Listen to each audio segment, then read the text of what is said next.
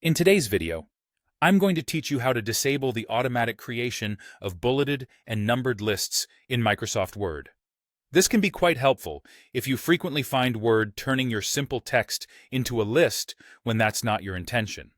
So, let's dive right in and make typing a bit smoother for you.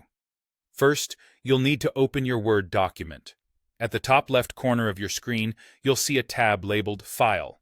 Click on it, and this action will lead you into a menu where numerous options are listed. What you're looking for here is the Options button toward the bottom of this menu.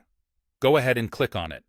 Once you do that, a new window will pop up called Word Options. This dialog box holds various settings that control how Word behaves. Look over to the left side of this box, and you'll see a series of categories.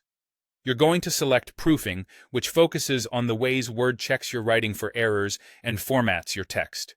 The next step is to locate a particular button labeled Auto-Correct Options. Clicking here will open a new dialog named Auto-Correct. This is the place where Word manages many of its automated behaviors. Once you're there, direct your attention to the tab along the top labeled Auto Format as you type. Go ahead and click on that one. This tab is where Word decides how to automatically format your typed content as you're inputting it. Now, you'll notice a section called Apply as you type. What you'll be doing next is to tweak the settings here to prevent automatic list creation. Specifically, look for the options that say Automatic Bulleted Lists and Automatic Numbered Lists. You'll see that these checkboxes are ticked by default. Simply click each box to uncheck them. By doing this, you're instructing Word not to automatically format lines of text into bullets or numbers as you write. With those boxes unchecked, you're almost done.